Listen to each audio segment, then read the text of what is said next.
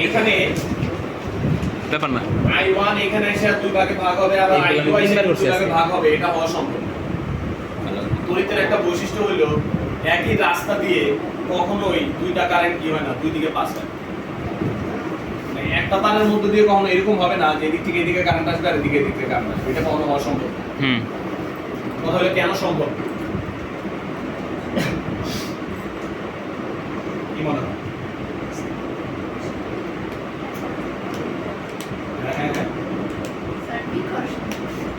বিকর্ষণের কারণে না, একটা পজিটিভ একটা নেগেটিভ রাষ্ট্রীয় যোগ,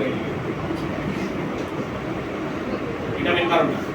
মেন কারণ হলো তড়িৎ প্রবাহ কোন দিক থেকে কোন দিকে যাবে, এটা ডিসিশনটা আসে হচ্ছে হলো দুই প্রান্তের বিভব থেকে।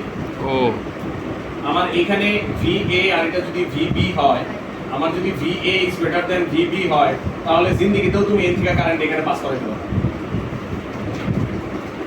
তাই না? কম বিভব থেকে বেশি বিভবে কি তুমি কারেন্ট পাস করাতে পারবে না? কারেন্ট তো সবসময় বেশি বিভব থেকে কম বিভবের দিকে যায়। তোমার মন চাওয়া দিয়ে তো কারেন্ট পাস করবে না, কারেন্ট নিজেই বুঝে যে কোন বিন্দুতে বিভব বেশি আছে, কোন বিন্দুতে কম আছে। এবং একটা কমপ্লিকেটেড সার্কিটে প্রত্যেকটা বিন্দু নিজেরাই ডিসিশন নিয়ে ফেলে, তারা নিজেরাই বুঝে যে এই বিন্দুতে বিভব বেশি হয়েছে, এই বিন্দুতে বিভব কম হয়েছে। তো তারা নিজেরাই যেদিক দিয়ে কম বেশি হওয়া দরকার সেভাবে তারা অ্যাডজাস্টমেন্ট করে চলে যায়। আমাদের জিজ্ঞেস করা লাগে, কথা বুঝছো? তো কাজেই I1 এখানে আসার পরে এবং I2 এখানে আসার পরে এরা দুইজন দেখবে যে কোন বিন্দুর বিভব বেশি হয়েছে। এখানে আবার বিন্দুগুলোর নাম আছে A, B, C, D।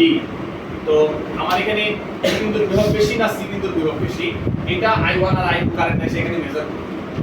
Measure করার পরে যদি দেখে যে B বিন্দুর বিভব বেশি, তাহলে I1 কারেন্ট দুই ভাগে ভাগ হবে, I3 এবং I3 আকারে এখানে আসবে, এবং I2 আইসা I3 এর সাথে মিলিত হয়ে এখানে I4 কারেন্ট হয়ে চলে যাবে।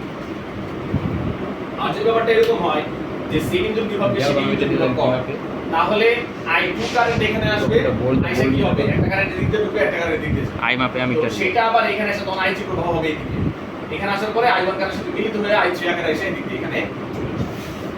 ঠিক আছে, এটা হলো। এখন আমরা এটাকে সলভ করা শুরু করি, মেকানিজমগুলো বুঝলাম।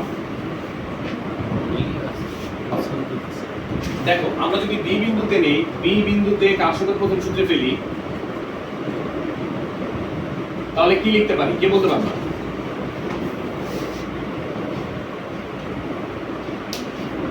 বিন্দু B বিন্দুতে